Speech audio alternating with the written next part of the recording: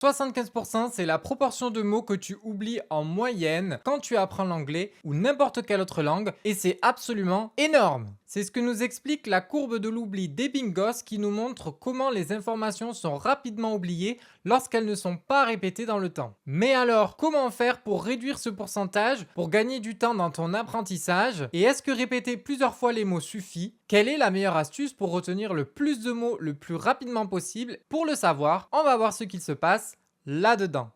C'est parti! Ça, c'est ton cerveau. Lorsque tu apprends un nouveau mot en anglais, par exemple, celui-ci est enregistré dans un petit coin de ta tête qu'on appelle la mémoire à court terme.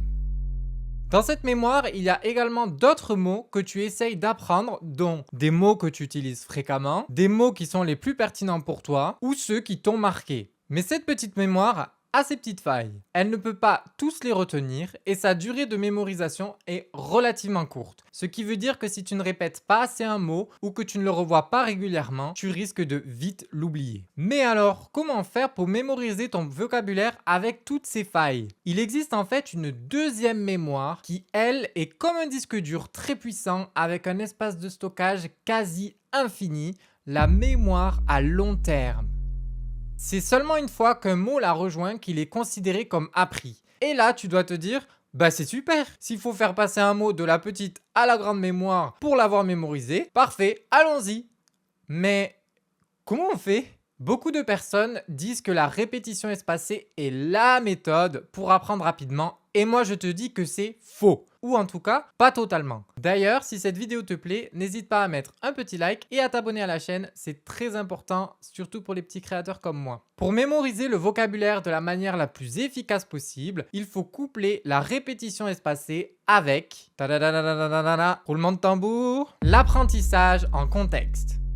Apprendre en contexte, c'est apprendre un mot dans une situation spécifique. Ça peut être dans un livre, dans un film, dans une série, dans une chanson, dans une conversation avec quelqu'un. Par exemple, si je te dis que la force soit avec toi, tu penses de suite à Star Wars, bien sûr, quand les Jedi se disent au revoir entre eux pour se souhaiter bonne chance quand ils partent en mission. Et bien comme tu vois, ton cerveau se souvient de cette phrase culte grâce à la saga phare de George Lucas. Ou encore Wingardium Leviosa, Harry Potter, ce sort qui permet de soulever des objets alors même que tu ne sais pas ce que ça veut dire. Donc si tu arrives à créer des repères à ton cerveau pour le vocabulaire, c'est banco. D'ailleurs à ce sujet, tu peux aller lire mon e-book gratuitement si jamais ça t'intéresse, que j'ai spécialement fait pour toi, qui allie apprentissage en contexte avec la répétition espacée. Puisque tu trouveras 10 situations de la vie quotidienne en anglais avec des dialogues qui sont conçus sur le principe des neurosciences, avec des situations drôles, loufoques, dans lesquelles tout le monde peut se reconnaître, comme quand on fait une gaffe avec quelqu'un ou quand tu t'énerves au volant par exemple. Le lien pour accéder à l'e-book est disponible dans la description de la vidéo si jamais ça t'intéresse. Mais en quoi apprendre un contexte peut t'aider à apprendre ton vocabulaire plus rapidement?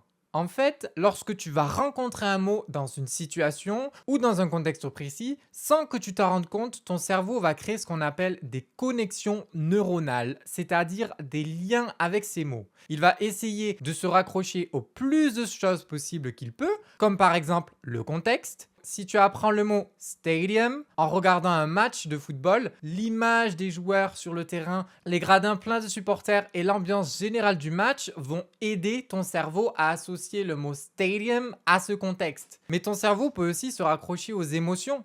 Quand tu vois dans une série, par exemple, à une remise de diplôme, tout le monde est heureux et applaudit en brandissant une pancarte avec écrit en gras et gros « Congratulations ». Ton cerveau, lui, va enregistrer l'émotion de joie et de réussite autour du mot et donc le mémoriser en l'associant à ce contexte. Mais ça peut être aussi les sensations. Ou un son, ou un bruit, une odeur, une texture. Ceux-là, ils peuvent se fixer dans ta mémoire et associer le mot à ces sensations. Et tout ça sans même que tu t'en rendes compte. C'est fou, non?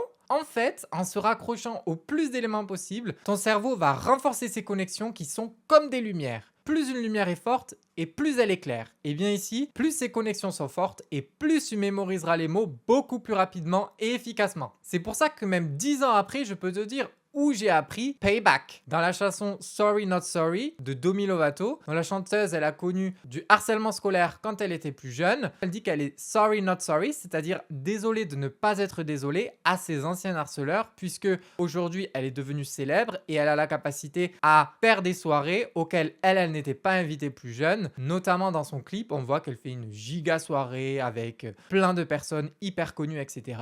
Et pour elle, c'est son payback, ça veut dire sa vengeance. Dans payback, on a pay qui veut dire payer, back retour, donc payer en retour. Ou encore Trustworthy, que j'ai appris dans le livre Vanity Fair de Megan Caldwell, un livre qu'un correspondant américain m'avait d'ailleurs offert. Lies, dans la série Pretty Little Liars. Dans cette série, les héroïnes reçoivent des SMS qui menacent de révéler leurs secrets. Et en fait, je m'étais amusé à regarder chacun des SMS qui étaient en lien avec les situations de chaque héroïne. Et donc, j'ai pu apprendre énormément de vocabulaire et d'expressions très rapidement grâce à cette série. Donc, l'expérience que j'ai eue avec chacun de ces mots a été assez forte pour que ces mots entrent dans ma mémoire à long terme et pour que je t'en parle aujourd'hui. Mais et si ces situations n'avaient pas été assez parlantes pour mon cerveau? C'est pas un problème pour lui. Il en aurait trouvé d'autres, un autre livre ou encore une autre situation par exemple. Tu comprends maintenant pourquoi tu n'arrivais jamais à apprendre les listes de mots de vocabulaire à l'école? Parce que quand tu apprends des mots détachés de tout contexte, comme avec une liste de mots, ton cerveau n'a pas de points sur lesquels se rattacher et donc sur lesquels créer des connexions. Pas de contexte, pas d'émotion, pas de sensation. Du coup, les mots que tu essayes d'apprendre sont stockés de manière moins efficace dans ta mémoire à court terme et sont donc plus susceptibles d'être plus facilement oubliés. Logique. En plus, c'est souvent des mots qui ne sont pas pertinents pour toi ou que tu n'utilises pas.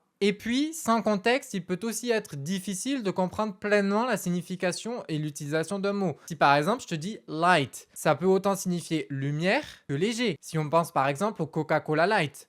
Pareil pour match. Un match de foot, un match sur Tinder ou encore une allumette. D'ailleurs, des fois, ça peut nous amener à des situations assez drôles ou cocasses. Imagine, tu es en réunion, tu veux dire que tu as besoin d'intimité pour te concentrer et tu dis I need intimacy. Là, par contre, tu risques de faire rigoler tes collègues.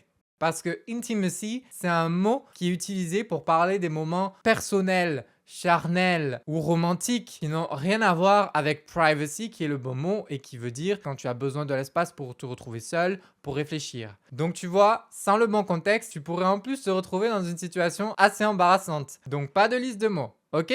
D'ailleurs, on dit souvent que les premiers mots que l'on apprend dans une langue, c'est les gros mots. Une idée de pourquoi? Parce qu'en fait, ils sont associés dans notre inconscient à une émotion forte qui est l'interdit. Plus un gros mot il est fort, et plus tu auras de chances de t'en souvenir, et même si tu ne parles pas la langue. C'est fou, non? Mais revenons au principal maintenant. Comment concrètement on peut apprendre des mots en contexte? Première chose, tu peux mettre des post-it chez toi avec le nom des mots en anglais écrit dessus. Ça va permettre de combiner dans un premier temps ta mémoire visuelle puisque tu vois l'objet et ta mémoire spatiale puisque ce sont des objets qui t'entourent et qui te sont familiers. Et si en plus c'est des objets qui stimulent tes sens, qui ont une odeur, une texture, une couleur ou autre, tu auras encore plus de chances de t'en souvenir. Et comme ce sont des objets de ton quotidien, tu vas très vite les mémoriser. Pas besoin de mettre des post-it partout, juste 10 pour 10 mots par exemple. Tu testes ta mémoire, tu vois desquels tu te souviens et desquels tu te souviens pas encore. Et ensuite tu réajustes et tu remplaces ceux que tu as appris par des nouveaux à apprendre. Et comme ça tu combines l'apprentissage en contexte avec la répétition espacée. Pas mal, non? Tu peux également regarder des séries, regarder des films ou encore lire des extraits de livres. Pas besoin de livres en entier d'ailleurs, 3-4 pages, ça suffit pour bien entrer dans l'histoire et essayer de la comprendre. Mais attention avec tout ce que je t'ai dit sur la mémoire, même si un mot est dans ta mémoire à long terme, ça ne veut pas dire que tu vas le retrouver forcément à chaque fois. Le stress, la fatigue ou encore les distractions peuvent également influencer ta capacité à te souvenir de ces mots stockés que tu as déjà vus de nombreuses fois. Alors fais bien attention à travailler ton stress, bien dormir et ne pas être trop dépendant des écrans.